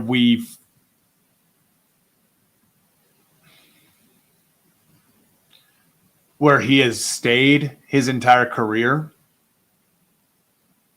He has been very keyed in on he is going to select guys that fit in that quote unquote spine of the team, up the middle. And we'll see what happens with Ike.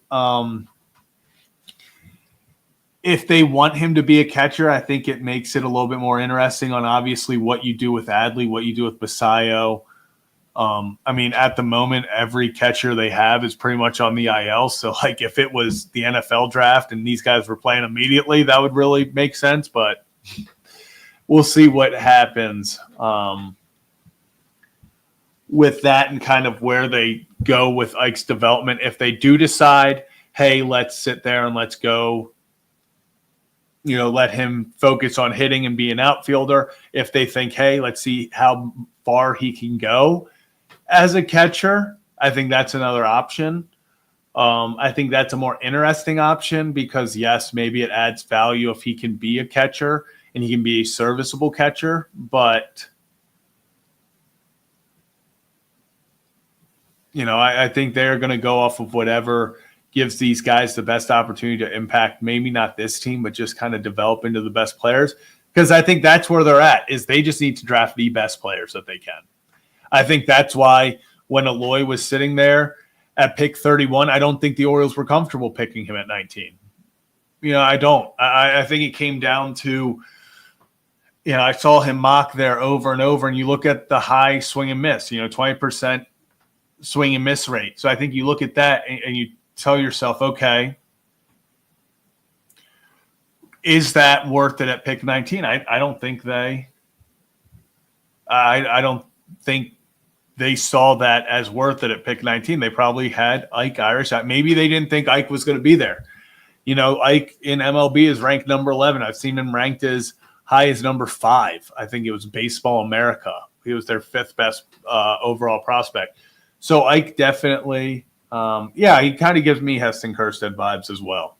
I agree. So we'll see what happens there. Bodine, probably the more I don't want to say intriguing as a negative, but it was Athletic. Yes, Athletic had him at 5. Sorry. Appreciate that, Nova Knows Ball. Bodine is the one where I sit back and I'm like, okay, if you pick, that to me was it felt like he was the best player on their board, Like it felt very much like he was just, without a doubt, the best player that they had on their board for them to go out and pick another catcher. He was clearly the guy that, whether it was his, they talked about his bat to ball skills, his low strikeout rate, has a good feel for the strike zone. I see that. I get that. So maybe in their mind, they think that he can be, the comp was Alejandro Kirk. If he can be a guy who's a high average and just gets on base, maybe he's not going to have a lot of power, but if he can just do that, then, we'll see. Aloy, like I said, I think at the end of the day, the Aloy thing came down to the fact of I did not mean to hit that. The Aloy pick, as I was just saying, the Aloy pick came down to, I think they did not expect him to fall. I don't think they saw him falling to pick 30, 31.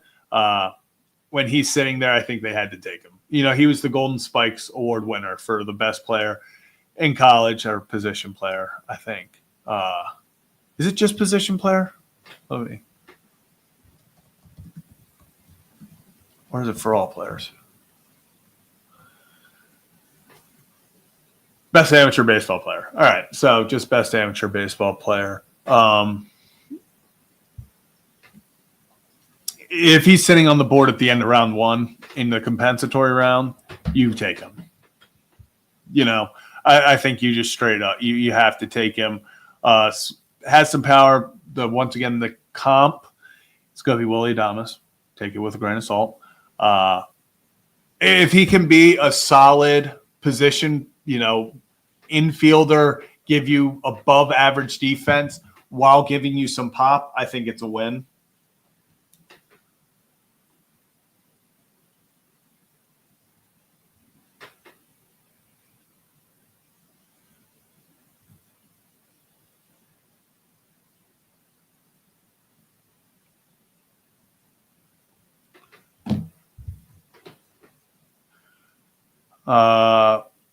So sorry about that. As I was saying, I think he was just one of those guys where you saw him connected. It was almost, I'm going to be honest, this felt like the Malachi Starks Ravens pick, where you just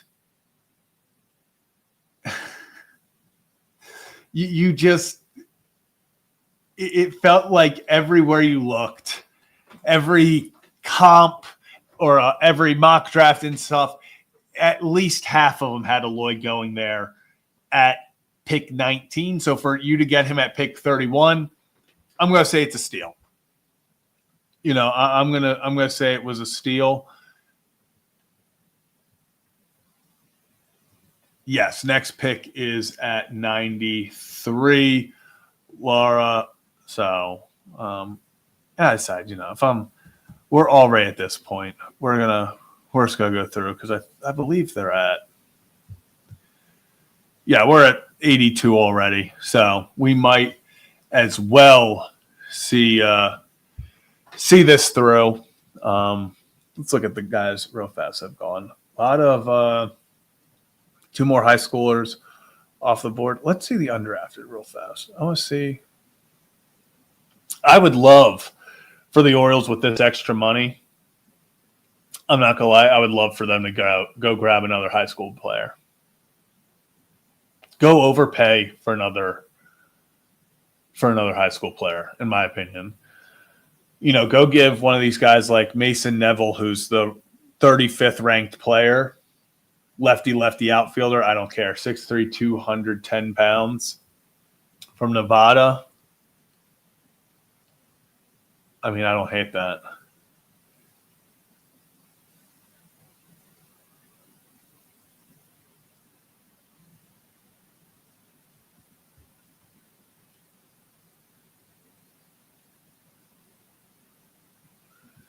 Yeah, I've 3 pitchers in a row. I don't know if the Orioles do it, but that would be something.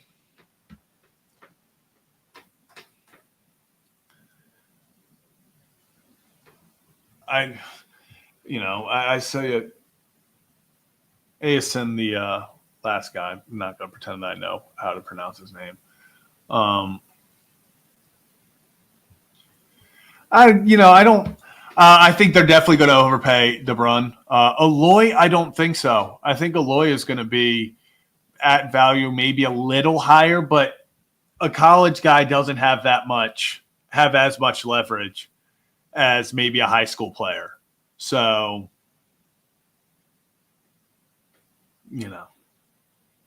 I think that's where I wouldn't be shocked if Aloy maybe gets a little bit more, but he's. I don't think he's projected at 3.04 million. Pick 19 was 4 million. Maybe he 4.4. Maybe he sits there like a 3.5. Maybe De Brun gets 3.5 as well. So I wouldn't be shocked still if they decided to go catcher or catcher. I see everyone talking about catcher again. I hope they don't go another catcher here. But I wouldn't be surprised if they went high schooler to try to overpay. Also, Kyle, appreciate this. Kyle Stower owns getting it. Yeah, he does. He does. 3 homer game, absolute stud. And Hunter, appreciate it. Member for 1 month. I would love a psychopath. I want a guy who I'm afraid of to send to the mound. I want a guy who, like, when he's pitching, you borderline don't want your kids to watch because he's just that psychotic on that. Like Max Scherzer type. Like I want people being uncomfortable because you're like, this guy could pop at any second. Like someone who's literally Max Scherzer talking to himself, saying you're mine, MFer, before striking out players. Give me a psycho. Give me an absolute psycho, and let's go from there. Where are we currently? We're currently pick 85. This draft, I got to give it to him. So what? This draft is 4 hours and 11 minutes in. I got to give it to him. The fact that they're through 84 picks is unbelievable.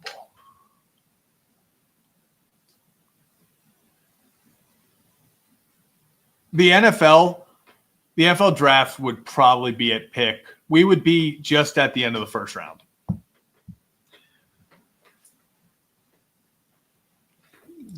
I'm very impressed. Oh my gosh, I've been pretty impressed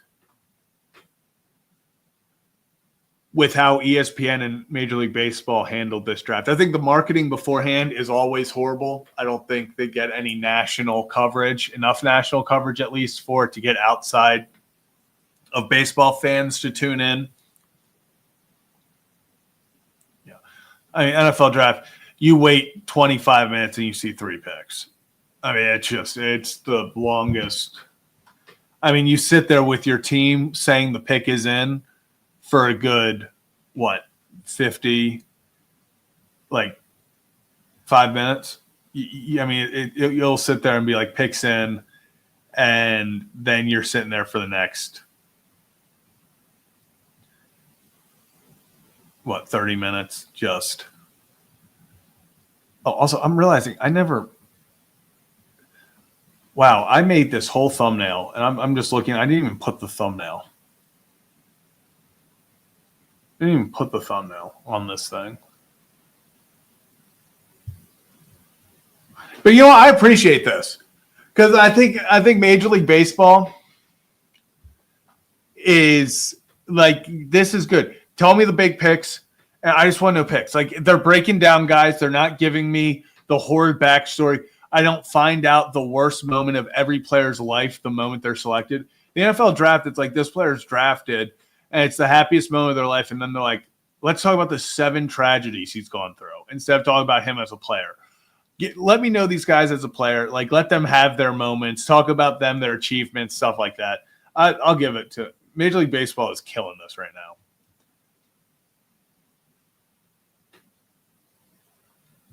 Yeah, I mean, the fanfare is also a thing. These guys aren't going to be there for 3 years. Most guys, at best, you see them end of next season. So, in football, so many people, watch these guys on Saturdays playing college football, and then they want guys that will be impact players. That's why the first round is so big. Your first round pick in the NFL is supposed to start and be a contributor for you that season. It's not the case here. Most of these guys, if you ever hear from them again, assuming they make it to the majors, it's going to be a few days or a few years.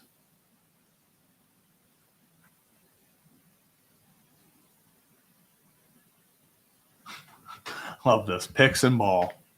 That's all it's been. What draft pick are we on? Oh, Boston got the pitcher from LSU. Damn.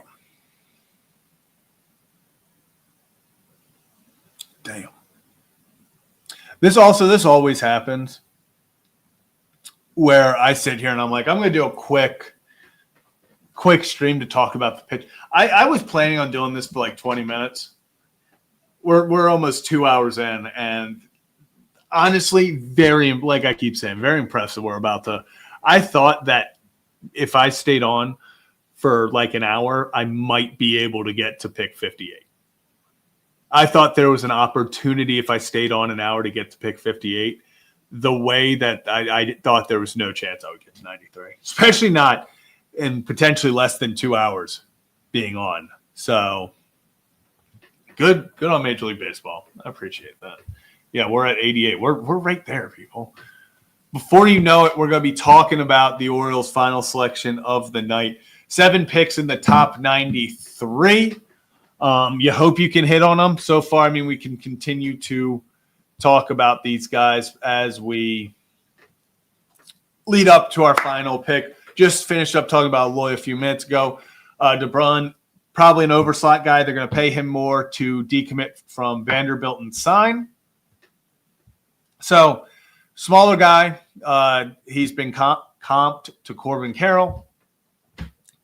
That would be awesome, but you can't get your hopes up. 5'10", 187. Bat to ball guy. He shows some signs of maybe he's getting some power. He's getting some sort of power. He's on the bases. He's going to be a demon. He's great athletically in the outfield. So I think he is just a high upside guy. They have Joseph Jurwa. I think I got it, guys. I think I nailed it. Joseph Jurwa. We're going to pretend I nailed that. That's what we're going to do. We're just going to simply pretend I nailed it. So Joseph Jurwa at pick 58, 6'8", 200-pound lefty, has a 5'5" arm slot. So he's throwing from down here. He's full deception, touches 95, but was a number 1 for Michigan State since his freshman year. He was that number 1 guy. He has been that number 1 guy in big games for them. So I like it. Sure would. Well, there we go. There we go. I think we did it. So I like this pick. I think it is one of those guys that he's a raw. I don't think he'll ever be maybe your top end guy, but I think he can go out there and hopefully in the next few years can develop into a solid 3-4 pitcher for you. Be a guy that he's never going to be a flamethrower. That's not who he is. He's going to rely on deception, missing bats, staying in the zone. Said he throws a lot of strikes. He can throw it anywhere. This is going to be poor Ben McDonald. He's never going to be able to get it. He is never going to be able to get that name. And then JT Quinn. JT Quinn, as we said, it's going to probably be a reliever. Touches 98. 6'6" guy, another big guy. I would love it if we can continue to stack these, relief options because, hey, if you get a guy, maybe a JT Quinn who is like a Brian Baker, because Brian Baker's what? He was 6'6".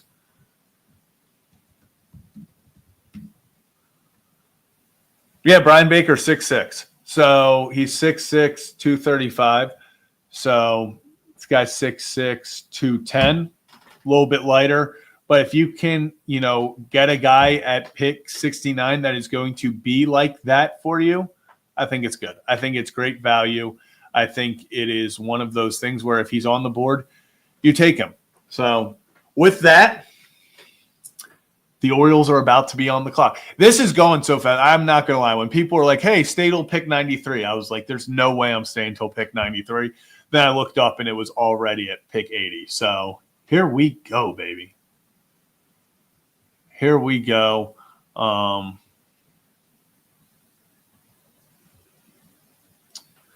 Do we have a – yeah, Orioles are on the clock. At least it looks like.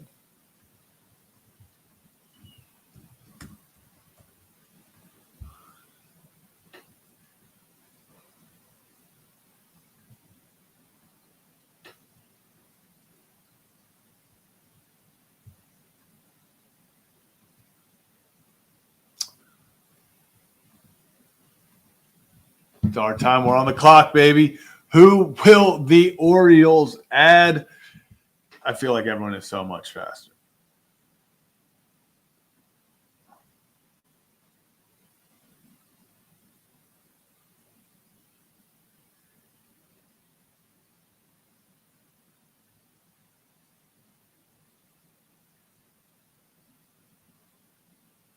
Back on the clock. You guys have found out a lot faster than me.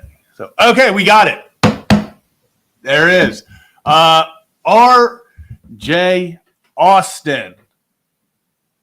Yeah, picks up R.J. Austin, outfielder from Vanderbilt, 5'11", 199. So what are we going to do? We're going to learn about him together, everyone. We are going to learn about him together. He has a 50 hit tool, a 40 power, a 60 run, 45 arm, 55 field. Austin's athleticism and versatility might have landed him in the top 5 rounds as a Georgia high schooler, but he withdrew from the 2022 draft to fulfill his Vanderbilt commitment. Started second base as a freshman and at first base as a sophomore. Okay. When he saw action at all 4 infield positions. Oh, so he can play anywhere. Well, maybe not great anywhere, but he's had experience everywhere. Austin has a lot going on with his right-handed swing and employs a big leg kick. Did we not learn about this leg kick thing? Have we, okay, we must be getting rid of the leg kick. That must be.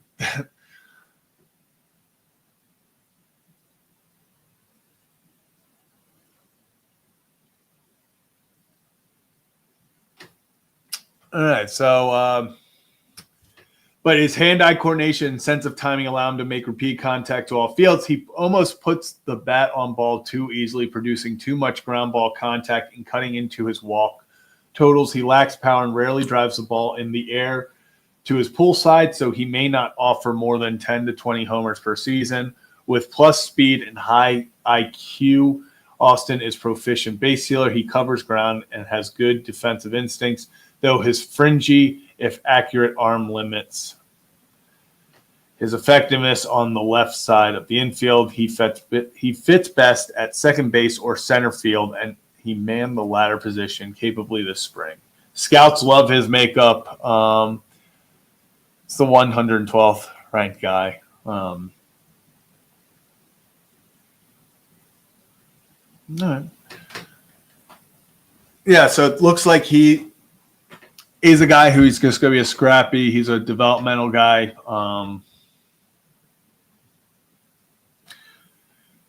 Yeah, so Funky said only 2 home runs, good eye coordination. Yeah, I think he's got, he's a good athletic skill guy, and we'll see what happens. Like, genuinely, as we get further and further into this, like, we are just going to have to see what happens. I can't sit here and say this was a great pick, say it wasn't. We'll find out in a few years.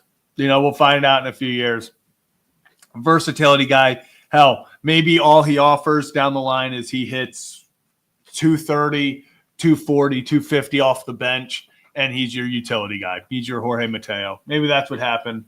Maybe not. Yeah, he maybe just is Mateo. That might be all that ends up happening, if I'm being honest. But, ladies and gentlemen, let me zoom in a little bit more. Let's go do it for tonight's Orioles draft picks. As you see here, we got Ike Irish with the 19th pick, Caden Bodine at pick 30. We have Aloy, the Golden Spikes Award winner, at pick 31. Slater De Brun from Summit High School in Oregon at pick 37. Joseph Jerwa from Michigan State at pick 74. JT Quinn from Georgia at pick 74. At pick 58. JT Quinn at pick 69. Nice. And RJ Austin. And appreciate everyone who tuned in. This is fun. Not sure, because tomorrow's going to be weird with the timing of the draft. I think they do it, in the daytime. But maybe if they make some interesting picks, I might hop back on here just to go over it. If anything cool happens in the Home Run Derby, any news pops up during the week, I'll be back on here with Kevin to talk about this. But honestly, seriously, appreciate everyone who tuned in. This has been a lot of fun. Even though I'm not going to sit here and tell you guys that I know everything about these prospects. It's learning about these guys together to see, hopefully down the line, if maybe we look back and see, oh, this was the guy we were talking about. Hopefully in 20 years, when Ike Irish is in the Orioles Hall of Fame, we're sitting back here talking about Kevin Oestreicher, calling the pick before leaving the post-game show. But that's going to do it for this one.